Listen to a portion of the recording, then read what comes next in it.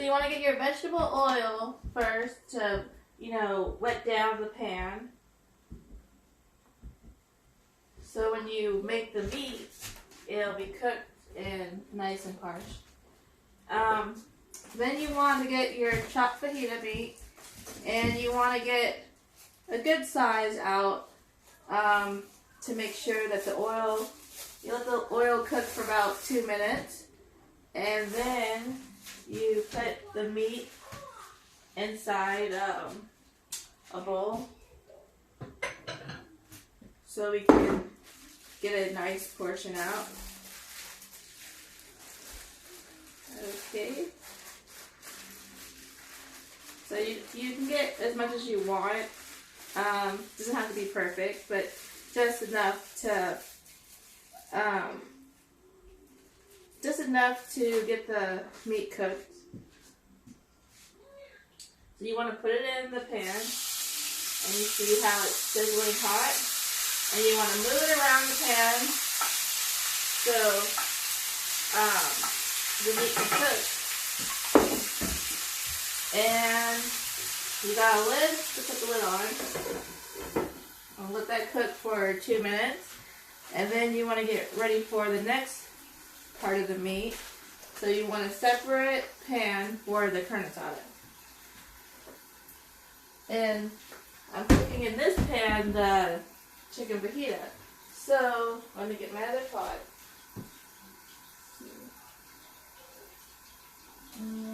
Let's see it.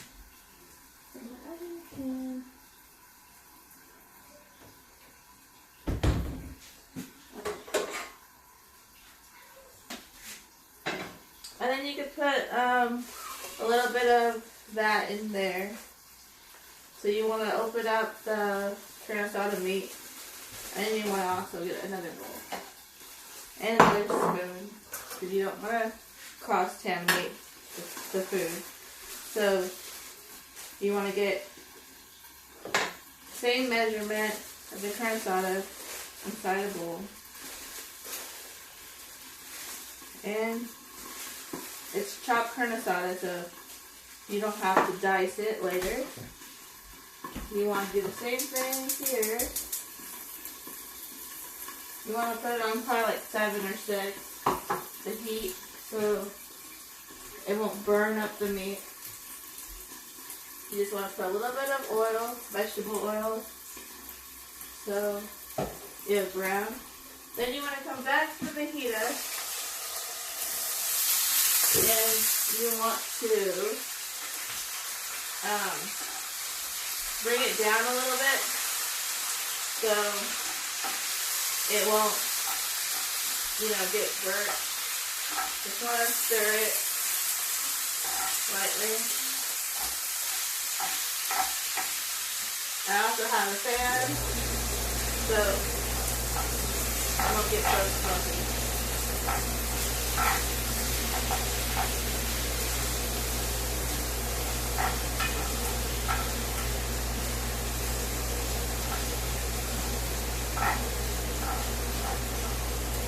The fajita meat's going to sit for a while to cook longer. And we're going to put the carne asada inside the other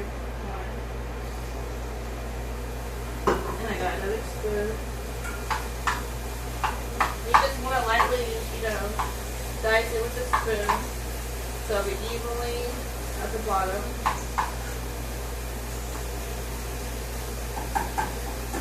You just want it to sit for 2 minutes and cook so it'll get through all the way through. And basically after that I'm gonna keep on stir it.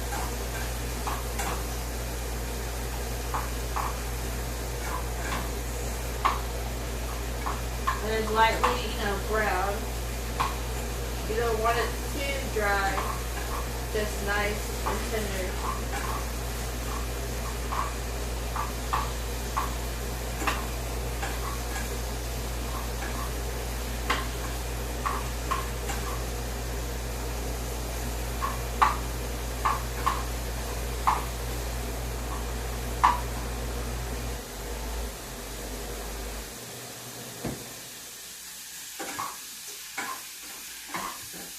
almost done. So about preparing meat, cooking is about 10 minutes each meat, because it's already chopped and small. So small pieces cook faster. If you had big pieces, it would cook longer. Most if you grilled it on the grill, like the big, carne asada slab. The chopped is a lot easier than, cooking a big piece of meat.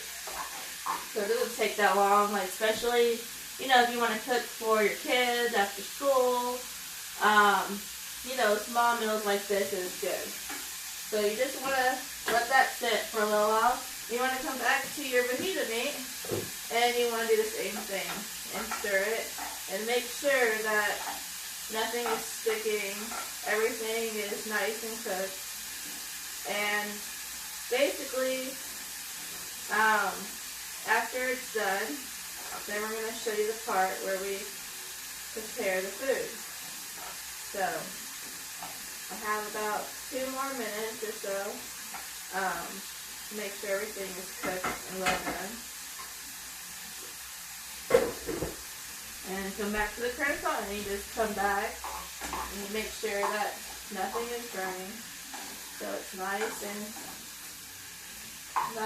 colorful.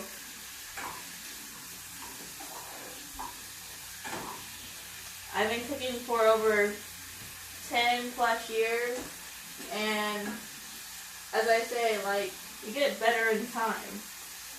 And basically, I taught myself at a young age how to cook, and basically, I never needed a manual or a menu or directions, because when you're a good cook, you just know it in your head, And so, I always get told, man, how did you make that? Can I have your recipe?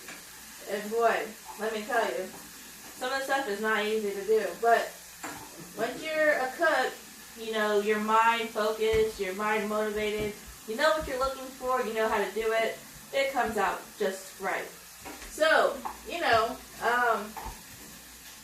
over the years, we get better. And, my kids love it. My husband loves it, I even made him catch a lot of weight because of my food. So, you just get better in time. And then you be on TV one day because everybody wants to taste your delicious dishes, So, this is one of my favorite hobbies to do. I've been, in this industry for a while. When I was 16 years old, I worked at Sizzler, and we used to sell the best steaks. So I had a lot of restaurant experience, and also the Marine-based MCRD, and a lot of them taught me how everything is done. And you need your food handler's card, how to keep everything sanitized and clean. And you want to always make sure you wash your hands, because, a lot of things requires cleanness. And a lot of people are not as clean, but they should be when you're cooking food. Especially in fast food. So you want to make sure that you're very clean, and you clean and soap and sanitize your area, and you want to make sure you use different utensils and spatulas, and not combining the chicken and beef. You want to have it separate because it's cross-contamination, as we all know. So, as you know, you have to make sure everything is cooked well and prepared. So, our meat is almost done. It's almost all the way done. So, we're going to be ready to prepare this lovely meal. And later on, I'll have a Thanksgiving preparation. Okay, you want to see the meat? It's nicely cooked. It's not burnt. It's nicely and tender. And that's what you want. And then you look over here. We got the carne asada. And it's nicely chopped. And it's tender. And it's not burnt. That's how you want your meat. I've been Puerto Rican, you know, Puerto Ricans always do like Mexicans. You know, we believe in making sure our food is really tasteful and good. And so, me being Puerto Rican is a plus. You know, I'm also black and Indian. So, I'm pretty good at making different dishes other than Mexican and American and black people's food, which is soul food. But I'm really good in the kitchen. So I'm gonna get the spoons so I can prepare the nachos so you guys can see what I'm gonna do and how I make it. And man, when you eat this, you're gonna fall in love because I've been at this for a while and man, should I say, everything comes out so beautiful. So, if you like Mexican food, you'll love this. So I'm going to do my chips on the bottom. I'm going to put my carne asada on top.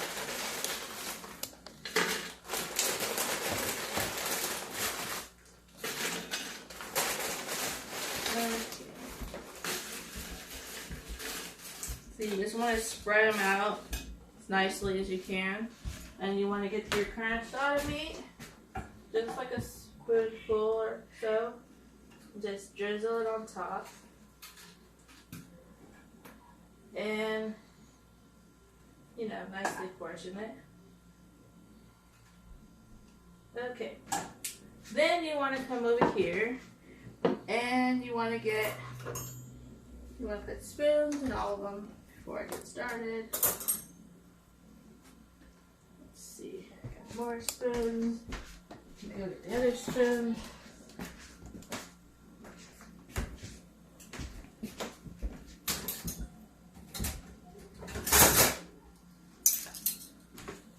Okay, that's some more spoons. Okay. You just want to make sure everything has enough spoons. Okay. And so, first thing you want to put, because cheese, you want to make sure the cheese is on the meat because it melts. Because you don't want no cold cheese. So you just put a little bit, however much you like. Okay. Now you get your guacamole. And you can put how much you want. You want to design it or prep work it. Then you want to get your sour cream and dab it. This is actually crema, but sour cream is the same thing. But crema tastes a lot better. Okay, and then you want to get your pico de gallo. You just want to, you know, dress it up fancy. You can do as much as you want, as little as you want, and your Mexican cheese. And make it look all pretty. And then you want to get a little bit of salsa, because some people don't like too much spice. But if you do, hey, it all works. So that's what you come with, a masterpiece carne asada nachos. Okay.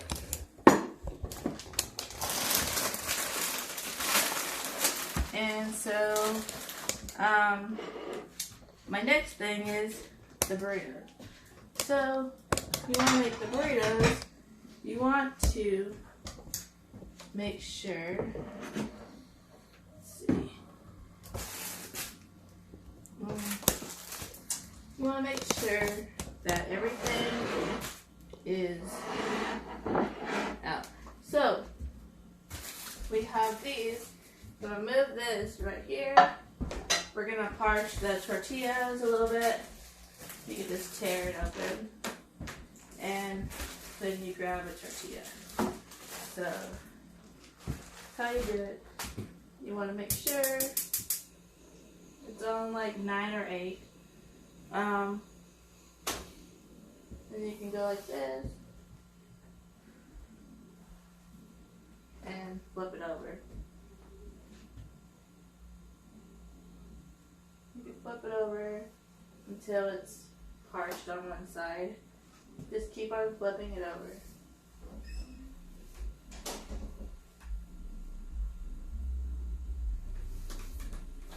just keep on flipping the tortilla. Make sure it's nice and hot and cooked. Okay, nice and hot. Then you're going to move the tortillas over here. Then you want to put the tortilla on there. And you want to do the same thing. You want to grab, your fajita meat. You want to do your fajita meat. Your fajita meat.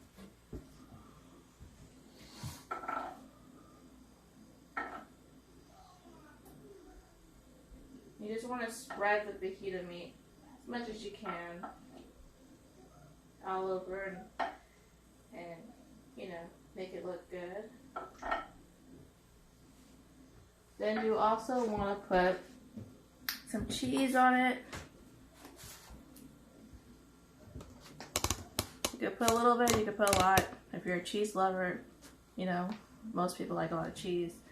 Some people like a little bit, so depends on what you want.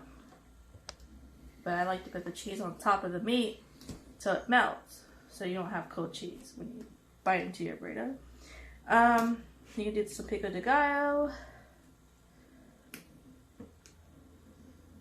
And you just put a little bit. You get some guacamole. You like guacamole. If you want some crema, just put some cream on there. And some salsa. Everybody loves salsa, so you need that. And some Mexican cheese. And there's your fajita burrito. And you put it together. You can long ways it, or you can, however you feel the need to do it. And just make sure everything is stuffed in there. And there you go. You got your burrito, your tacos. And if you like what you see today, like, subscribe, and comment below. Thank you for your time. Devonna's Kitchen.